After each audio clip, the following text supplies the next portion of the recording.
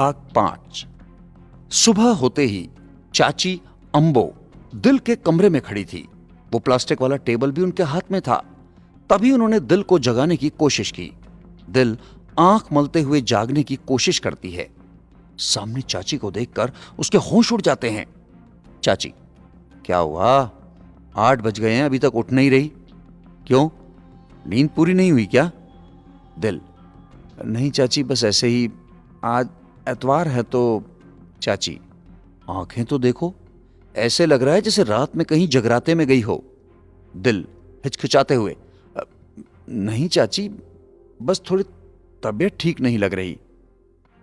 पर आप ऐसे क्यों बोल रही हैं? चाची, लो, चाची हूं तुम्हारी, कुछ तो हक बनता हमारा भी।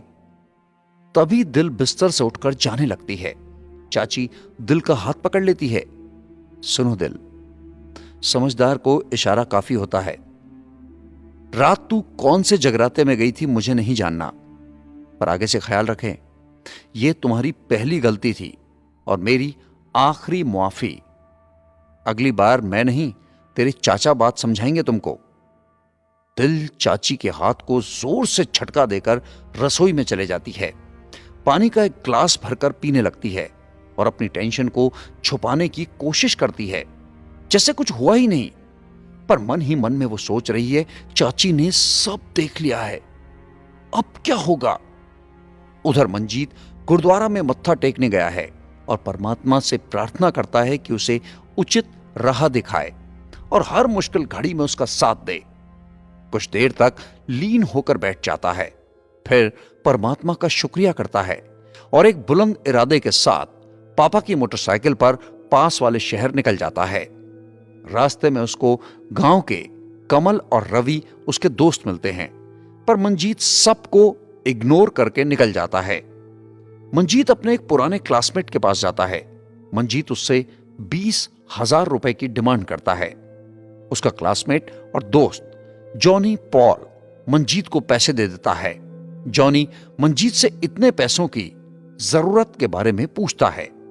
मंजीत उसको बोलता है, जरूरत के बारे में अभी तुमको कुछ नहीं बता सकता, लेकिन मैं किसी काम से दिल्ली जाऊंगा। शुक्रिया दोस्त, मेरी उम्मीद को रखने के लिए। मंजीत उसको थैंक यू कहकर वहां से निकल गया और फिर रास्ते में एक चाय की दुकान पर बैठकर एक डायरी में कुछ लिखने लगता है। मंजीत अपने लोकल अड्डे की एक एसटीडी बूथ पर जाकर दिल्ली, मुंबई और कोलकाता में फोन करता है। एसटीडी बूथ के सामने ही दिल के भाई की जूस की दुकान भी है और फिर मंजीत दरिया किनारे जाकर बैठ जाता है। मंजीत अपने आप से बात कर रहा, वो मन ही मन दिल से शादी के नफा नुकसान की सोच रहा है और एक प्लान बना रहा है। अगर मैं दिल को लेकर भाग गया, पुलिस केस तो होगा ही। सबसे पहले पंचायत बैठेगी और हमारे एंटी पार्टी वाले खूब हल्ला करेंगे। पुलिस वाले पापा को लेकर जा सकते हैं। पुलिस मेरा और दिल का पीछा करेगी। मेरे घर वालों और गांव के लोगों को क्या लगता होगा कि मैं कहां कहां जा सकता हूं? दिल्ली, मुंबई, लुधियाना। पुलिस मेरे दोस्त कमल और रवि को पूछताछ पर बुलाएगी, क्योंकि पूरे गांव में सबसे ज्यादा मेरे क्लोज वो लोग ही हैं। उनको मेरे और दिल के अफेयर का भी पता है।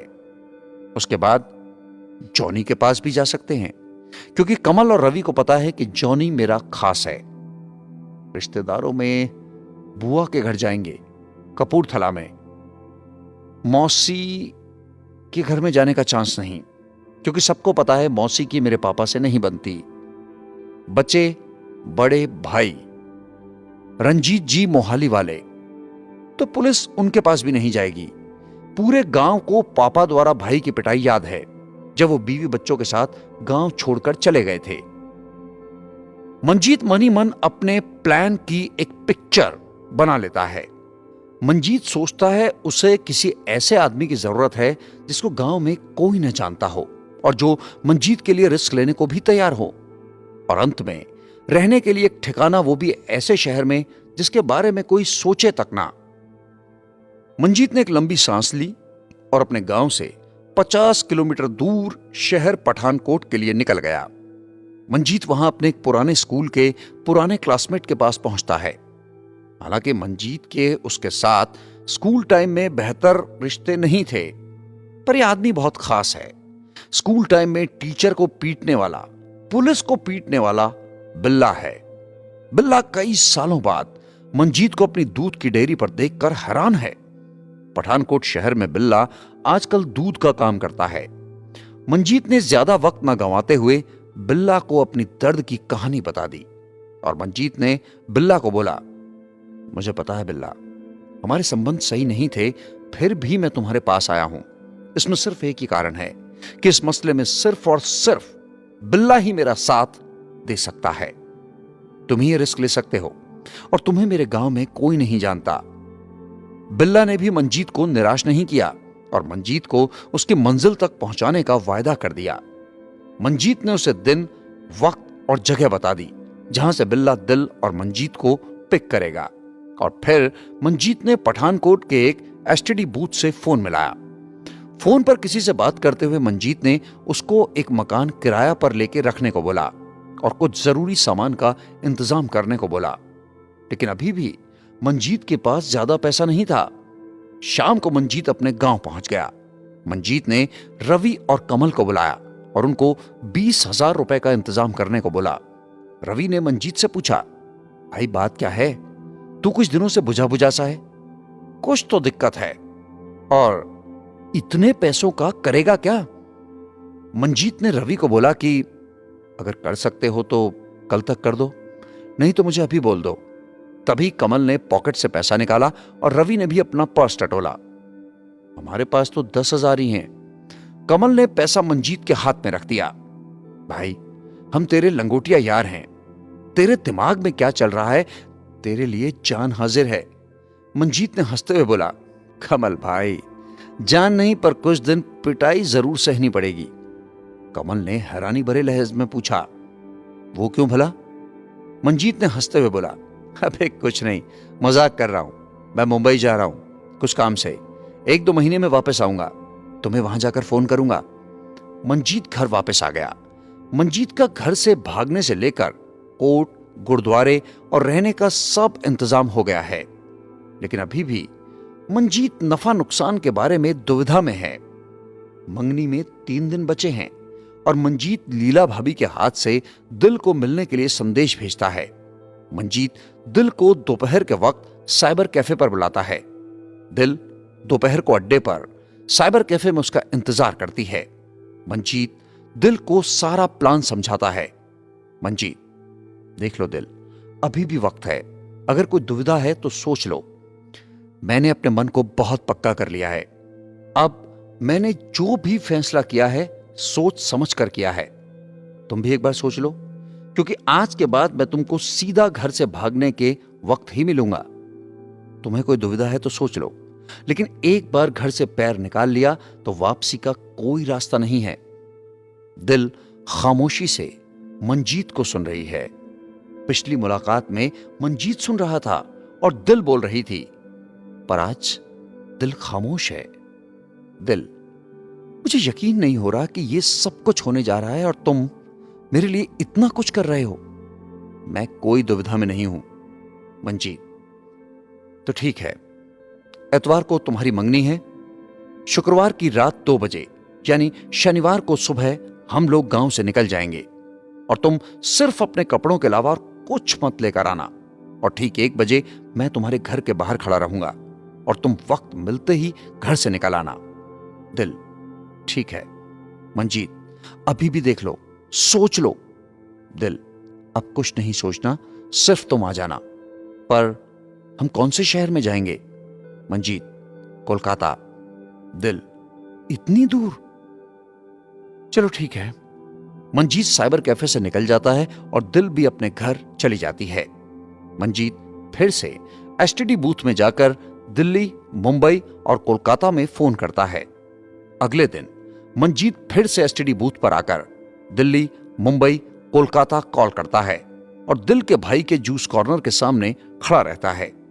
उधर दिल भी अपने घर में अपना जरूरी सामान समेटने लगती है, पर उसको उसके जरूरी कागजात जैसे पढ़ाई के डॉक्यूमेंट्स और पहचान पत्र कहीं नहीं मिलते।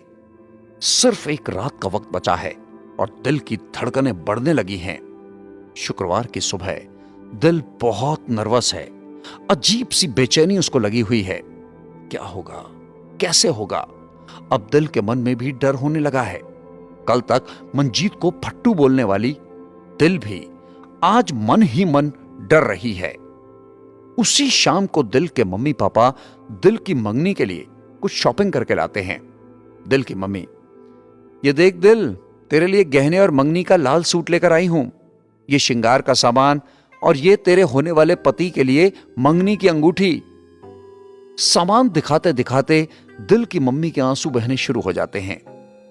मेरी दिल अब हमें छोड़कर अपने ससुराल चली जाएगी। खूंखार दिखने वाले दिल के पापा की भी आंखें नम हो गई और उन्होंने दिल को अपने सीने से लगा लिया। मेरी बेटी कब इतनी बड़ी हो गई, पता ही नहीं चला। मां बाप के प्यार और आंसू देखकर दिल तो सहम गई। उसके तो हाथ पैर कांपने शुरू हो गए, दिमाग सुन्न हो गया। दिल दौड़कर अपनी छत पर चली जाती है और रोते हुए चिल्लाने लगती है, ये क्या किया मैंने? ये क्या हो रहा है मुझको? मैंने कैसे इतना बड़ा फैसला ले लिया? मुझसे ये क्या अनर्थ हो गया? मंजीत ने बार बार मुझे सोचने का वक्त दिया, मैंने क्यों नहीं सोचा? पर मैं मंजीत के बिना तो नहीं जी पाऊंगी। अगर मंजीत के साथ गई तो मां के अरमानों का क्या होगा? और फिर दिल अपने सिर पर जोर से थप्पड़ मारने लगती है। ये मुझे क्या हो रहा है? मैं मंजीत को छोड़ने का कैसे सोच सकती हूं? हे भगवान, मुझे हिम्मत दो, मैं अपने फैसले पर अडिग रहूं। रात के 12 बज गए हैं। मंजीत अपने मां बाप को निहार रहा है। एक खत मां के तकिए के पास रखता है और दूर से मां बाप के चरण स्पर्श करता है और घर के कोने कोने को एक बार निहारता है और बिना मुड़े पीछे देखे और वो दिल के घर की तरफ चला जाता है। उधर दिल अपने कमरे में डरी हुई, सहमी हुई सी एक कोने में बैठी हुई है। बार बार घड़ी की तरफ नजर घुमा रही है और मन ही मन दुआ कर रही है कि ये वक्त यहीं रुक जाए और आज की रात 2 ना बजे। और फिर 1 बजे के बाद गली में कुछ आहट होती है। फिर दिल हिम्मत करके कमरे से बाहर आकर गली की तरफ नजर करती है। मंजीत को देखते ही उसका शरीर कांप जाता है और दिल फिर से अपने कमरे में मुंह पर चादर ओढ़कर एक कोने में बैठ जाती है और बाहर मंजीत उसके आने की उम्मीद में खड़ा है। क्या दिल अपना वादा निभा पाएगी या मंजीत को मझधार में फंसाकर छोड़ देगी? और क्या बिल्ला वक्त पर पहुंच पाएगा?